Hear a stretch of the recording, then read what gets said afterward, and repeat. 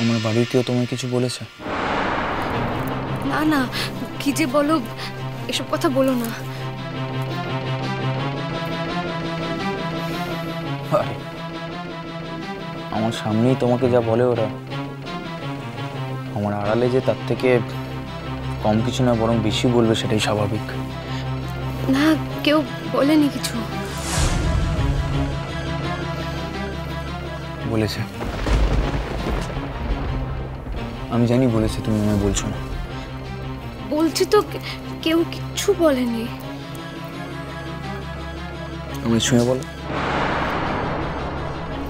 ওই দেখো, আবার ছুঁয়ে বলার কি আছে এগুলোতে? সাহেব ভূত, আমার মাও কিন্তু চিরকালই একই কাজ করে এসছে। তার অপমানটা কারোর সাথে শেয়ার করেনি। তাতে আমার মায়ের জীবনে যে ভালো কিছু হয়েছে তা কিন্তু নয়, বরঞ্চ আমার মা যদি একটু প্রতিবাদী হতো তাহলে হয়তো আমার মায়ের জীবনটা আজ অন্যরকম হতো। আমাকে কেউ কিচ্ছু বলেনি।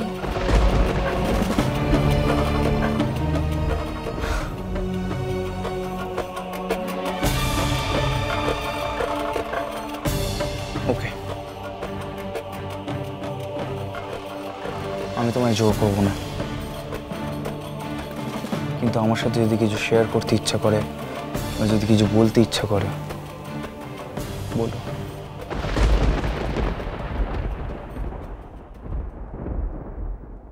তুমি কালকে আমার উপর রাগ করেছিলে, আমি জানি।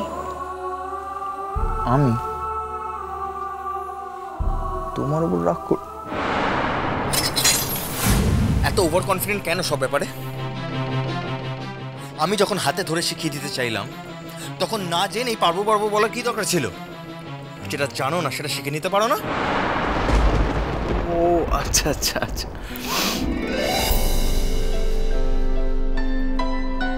আমি তোমার উপর রাগ করিনি,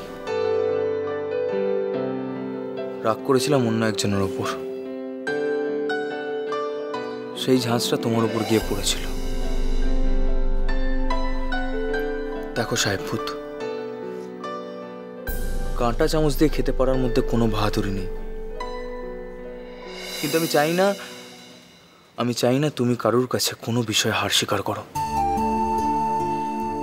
আমাকে একটু সময় দাও, আমি সব শিখে নেব। একটু কেন, অনেক সময় দিলাম। আর তুমি একা কেন, আমারও তো কত কিছু শেখার বাকি আছে তোমার কাছ থেকে, আমারও অনেক কিছু শেখার বাকি আছে। তুমি তো সব জানো, তুমি আবার কি শিখবে?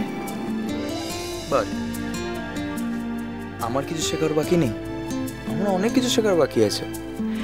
কি করে একটা শহুরে লোককে বাগে পেয়ে ভূতের ভয় দেখিয়ে কাবু করতে হয়, হ্যাঁ? না, কি না? ভালো হবে না কিন্তু। আচ্ছা, প্ল্যানটা কার ছিল? আমারই ছিল, কিন্তু আমি তো বলেছি যে আমি আর করব না। তার জন্য শাস্তিটা কিরম পেলে বলো?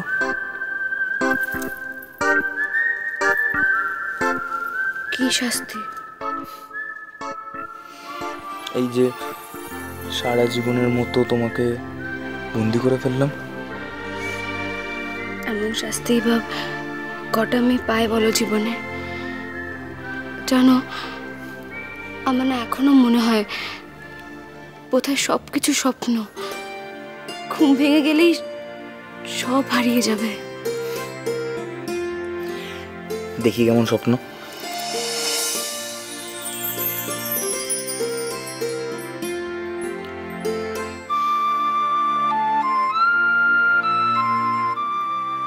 ঘোরো না।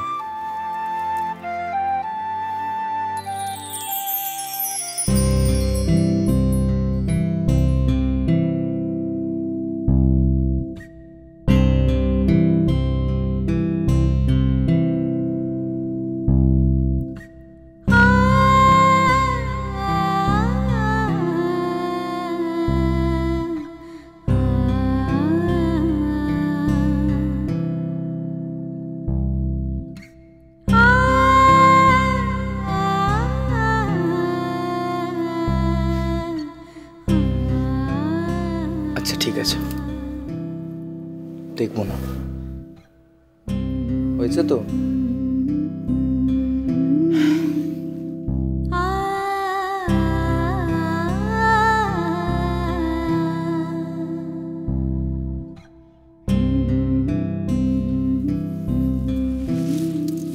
আচ্ছা সাহেবভূত,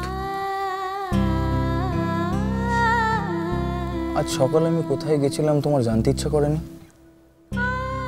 কোনো কাজে গিয়েছিলে? হ্যাঁ, তো কি কাজ জানতে ইচ্ছা করলো না?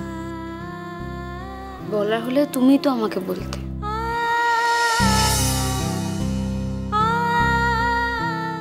আমি নিজে থেকে না বললে বুঝি জিজ্ঞেস করতে নেই? তুমি আমার সব কথা না বললে কি হবে? আমি তোমার সব কথা বলবো। তোমার কাছে আমার কিচ্ছু গোপন থাকবে না সাহেবভূত। আজ আমি তোমার স্কুলে গেছিলাম। আমার স্কুলে? তোমায় যে আমি কলকাতা শহরের ওয়ান অফ দ্য বেস্ট স্কুলে ভর্তি করে দিয়েছিলাম, সে কথা কি তোমার মনে নেই সাহেবভূত? নাকি বিয়ের আনন্দে সেসব একদম ভুলে মেরে দিয়েছ? যা,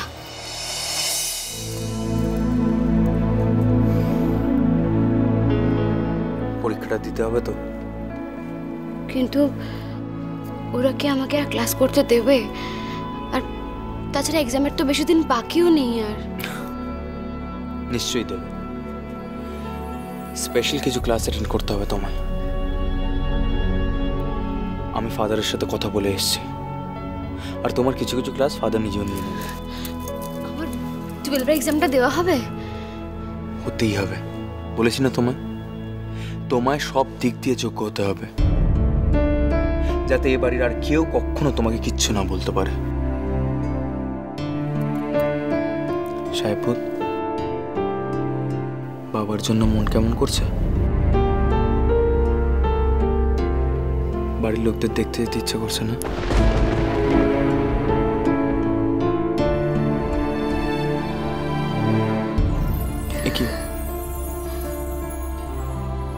কি হলো? আমি ঠিক বুঝেছি, এই জন্যই তোমার মুখটা এরকম কালো হয়ে গেছে। তাই কথাটা আমাকে বলা যেত না? আমি কালই তোমাকে ওদের সাথে দেখা করে নিয়ে আসবো। না,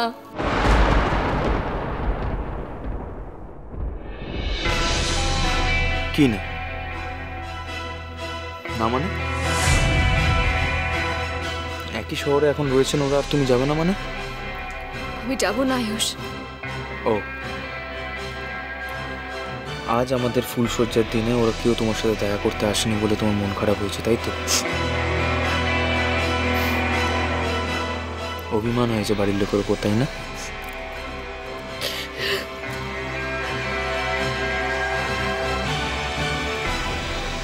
কাঁদে না সে।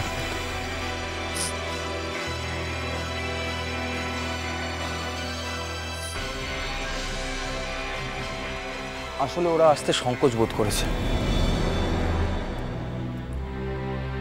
এই বাড়িতে এসে এখানকার লোকেরা কি ব্যবহার করবে না করবে, তাই ওরা সংকোচ বোধ করেছে।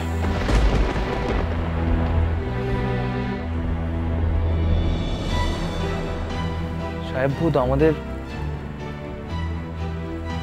যা যা যেমন যেমন ভাবে হওয়ার কথা ছিল তা তো কোনোটাই হয়নি। তুমি বলো না, আমাদের বিয়েটা কি এরকম ভাবে হওয়ার কথা ছিল?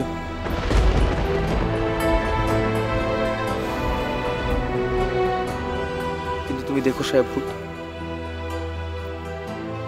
আমি একদিন সব ঠিক করে নেব, সব ঠিক করে দেবো আমি। ঠিক যেমন যেমন ভাবে সবকিছু হওয়ার কথা ছিল ঠিক তেমন ভাবেই হবে। আর কাল আমি আমার এই ছোট্ট বউটাকে নিয়ে তার বাবার সাথে দেখা করিয়ে আসবো।